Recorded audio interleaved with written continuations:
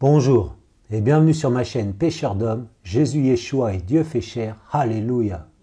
Lors de cette étude, je mettrai à l'écran les passages relatant les différents événements en rapport avec ce topic, car si je devais tous les citer, cela prendrait des heures. À vous de les lire de votre côté, comme les Juifs de Thessalonique, dans le livre des Actes chapitre 17 verset 11, qui examinaient chaque jour les Saintes Écritures pour voir si ce qu'on leur disait était exact. Amen.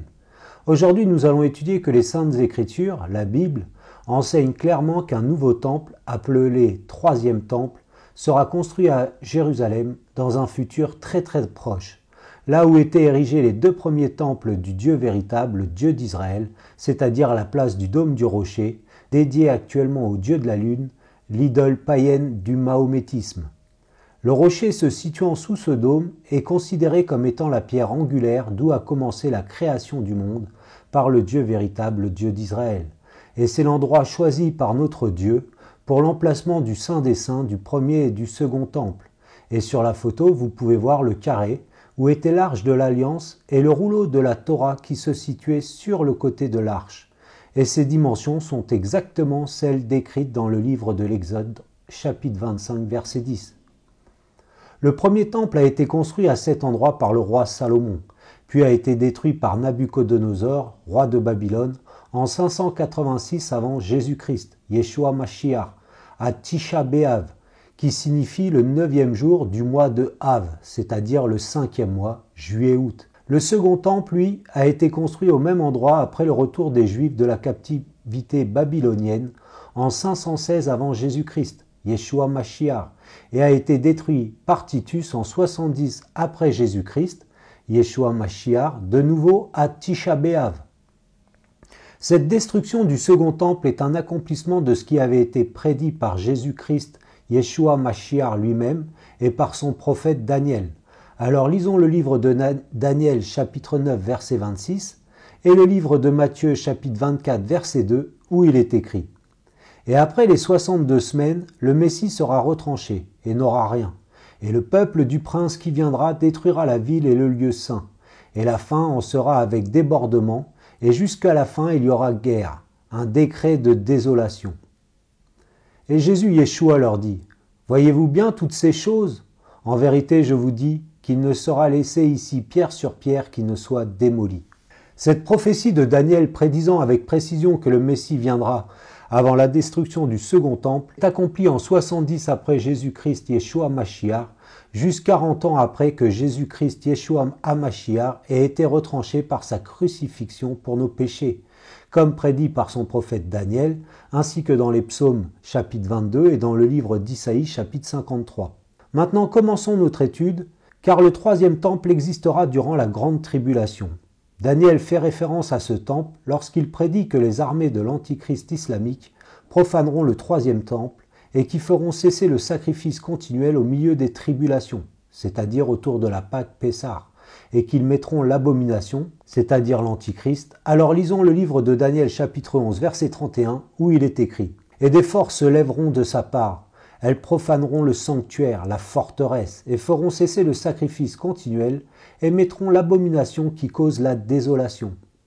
Cette prophétie est également mentionnée par le Messie, le Fils de Dieu, Dieu fait chair, Jésus Yeshua lui-même, dans le livre de son serviteur Matthieu chapitre 24 verset 15, où il est écrit: Jésus Yeshua dit: Quand donc vous verrez l'abomination de la désolation dont il a été parlé par Daniel le prophète, établie dans le lieu saint, que celui qui lit comprenne. Ici nous voyons que Jésus Yeshua lui-même confirme les paroles de son prophète Daniel, prédisant qu'un temple, le troisième temple, sera érigé et profané. Continuons notre étude, car cette profanation du troisième temple par l'antichrist islamique est confirmée par l'apôtre Paul, dans le second livre des Thessaloniciens chapitre 2 verset 4, où il est écrit: L'adversaire est celui qui s'élève au-dessus de tout ce qu'on appelle Dieu, ou qu'on adore jusqu'à s'asseoir comme Dieu dans le temple de Dieu, se proclamant lui-même Dieu. Ici Dieu, l'Esprit Saint, le roi Hakodesh, à travers son serviteur Paul, confirme que l'antichrist islamique profanera le temple de Dieu, le troisième temple. Je ferai une vidéo plus détaillée sur ce passage dans ma vidéo sur l'antichrist islamique, car il y a beaucoup d'interprétations erronées sur ce passage. Continuons notre étude car le troisième temple est également mentionné dans le livre de l'Apocalypse lorsque notre Dieu demande à son apôtre Jean de le mesurer. Alors lisons le livre de l'Apocalypse, chapitre 11, versets 1 et 2 où il est écrit « Alors il me fut donné un roseau semblable à une verge, et il se présenta à un ange qui me dit « Lève-toi et mesure le temple de Dieu et l'autel, et ceux qui y adorent, mais laisse à l'écart le parvis qui est hors du temple, et ne le mesure pas, car il est donné aux gentils, et ils fouleront aux pieds la sainte cité durant 42 mois. » Ce passage confirme qu'avant le début de la grande tribulation, c'est-à-dire la seconde moitié des 7 années de tribulation, un temple aura été érigé à Jérusalem, et que les non-juifs fouleront Jérusalem durant 42 mois, ce qui correspond à 3 ans et demi, la durée du règne de l'antichrist islamique. Notons aussi que notre Dieu Jésus Yeshua dit que le parvis hors du temple sera donné aux non-juifs, aux gentils. Selon ma compréhension, cela correspond à la mosquée Al-Aqsa, laquelle est située dans l'extension du mont du temple faite par le roi Hérode. Continuons notre étude, car la profanation du troisième temple provoquera 3 événements. Primo, l'arrêt des sacrifices, que les juifs orthodoxes, les Haredim, auront repris. Lisez ces passages sur l'arrêt des sacrifices par l'antichrist islamique. Des sacrifices que le Dieu d'Israël, Jésus Yeshua, aura en horreur, comme il l'a prédit par son prophète Isaïe dans le chapitre 11, versets 10 à 14. Car Jésus Yeshua, bien sûr, l'agneau de Dieu est celui qui ôte les péchés du monde, et le sacrifice parfait, comme il est écrit.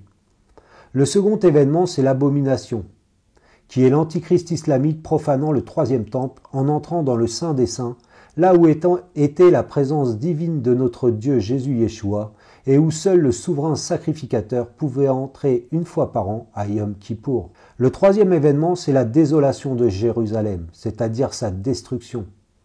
Voyez ma vidéo sur Jérusalem, la Grande Babylone, car l'abomination provoque la désolation de Jérusalem, sa destruction. En résumé, il y aura bien un troisième temple à Jérusalem, très probablement érigé au commencement sous la forme d'un tabernacle, pour la reprise des sacrifices, au début des 7 années de tribulation, comme à l'époque d'Esdras.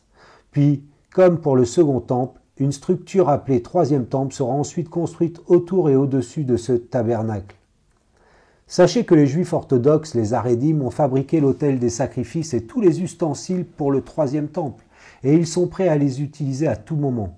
Dès que le dôme du rocher sera ôté, soit par l'alliance que l'antichrist islamique fera avec Israël, que notre Dieu appelle l'alliance avec la mort, ou soit notre Dieu Jésus Yeshua détruira lui-même le dôme du rocher par un tremblement de terre, comme il l'a fait dans le passé à plusieurs reprises. Quant au troisième temple, il sera détruit avec Jérusalem par l'antichrist islamique, comme cela est écrit dans le livre de l'Apocalypse chapitres 17 et 18. Rien de nouveau sous le soleil, ce qui est arrivé au premier et second temple à Tisha B'Av et à Jérusalem arrivera de la même façon pour le troisième temple et Jérusalem.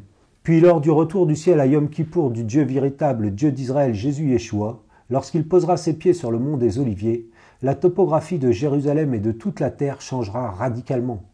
Et Jérusalem deviendra une très haute montagne, comme il est écrit, avec un mont du temple bien plus vaste que celui d'aujourd'hui, d'où le Dieu d'Israël, le Messie Jésus Yeshua, bâtira son temple lui-même, le temple du millénium, le 4e temple, à partir duquel Jésus Yeshua, notre roi et Seigneur, régnera sur toute la terre durant 1000 ans, comme il est écrit. Nous retrouvons tous les détails du temple de notre Dieu, celui du millénium, dans le livre de son prophète Ézéchiel du chapitre 40 à 48. En attendant notre prochaine étude, soyez tous bénis par le nom au-dessus de tout nom, par le roi des rois, par le Seigneur des seigneurs, Arié Yehuda, le lion de la tribu de Juda, Jésus Yeshua. Amen. Alléluia. Tout genou se ploiera, et toute langue confessera que Jésus Yeshua est le Seigneur, Adonai, le Dieu tout-puissant, El Shaddai. Amen. Alléluia.